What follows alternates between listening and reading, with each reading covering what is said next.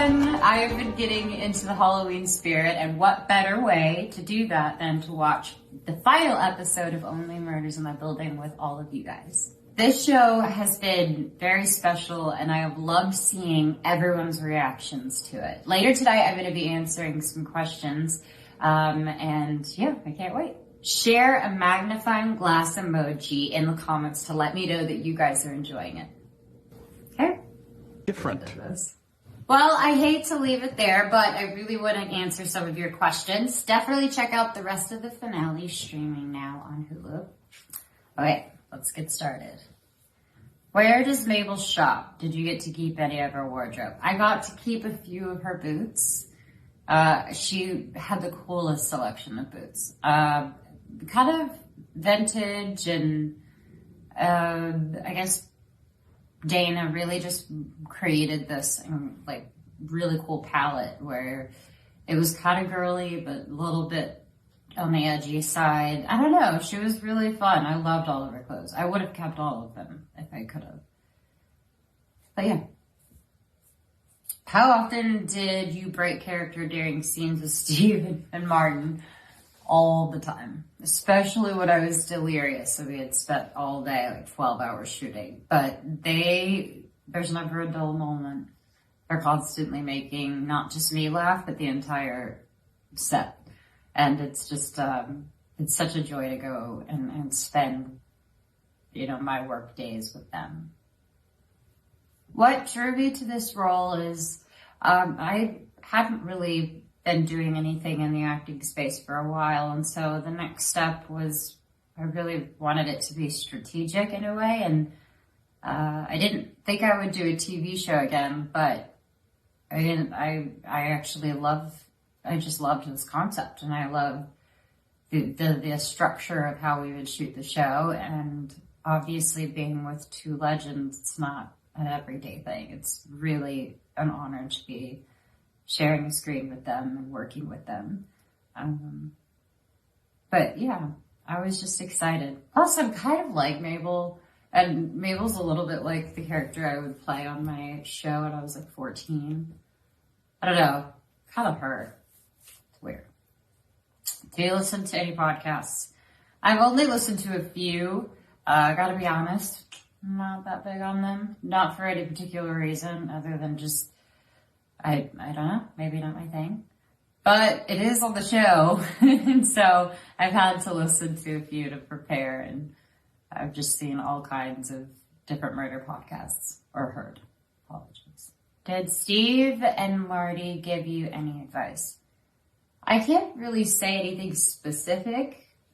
I just know that, they are two people full of wisdom, and I felt like a sponge on set, just soaking in all the brilliance that they are. Why is Mabel's weapon of choice a knitting needle? I have no clue. I think maybe it's just something that she does to help her anxiety. At least that's what I've heard from people who actually do knit. I am not one of those people. I don't even know how to do it because I tried to learn. I think it was just maybe something she does in her pastime, and that was something that calmed her down. And it's what she has on her conveniently all the time. Can you describe Mabel in 3 words? Feisty, independent, unpredictable. Do you and Mabel have anything in common? If so, what? Basically everything. So I don't listen to podcasts, but I love true crime. I'm a huge fan of mystery solving shows, and I don't know, First 48 Hours, Dateline. I just grew up watching a bunch of that stuff. I probably shouldn't have been watching that stuff that young, but I did. And also I feel like I have appreciation for older people, and I also can be kind of a smart ass. Without giving away any spoilers, what was your favorite scene to film? I have no favorite scene. It's impossible for me to pick, just because every every day was different and it was exciting. The one that was the hardest and most memorable would have to be in the elevator where I'm wearing this puffy yellow jacket.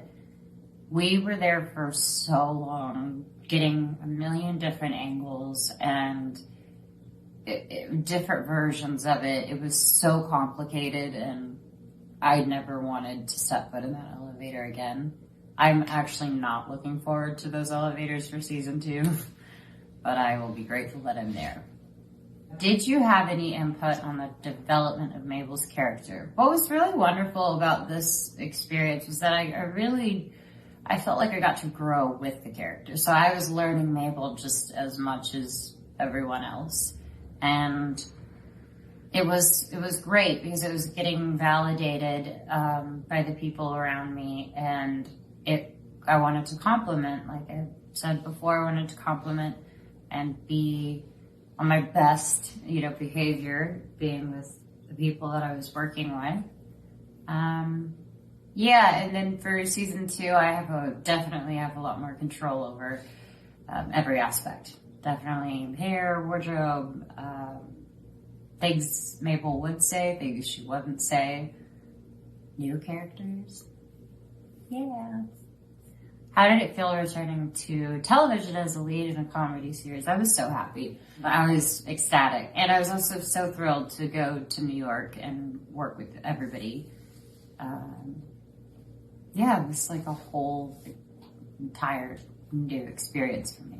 Well, thank you so much, you guys, for sharing your night with me. I am looking forward to hearing your thoughts on the finale. And if you haven't seen it yet, the full season is streaming now on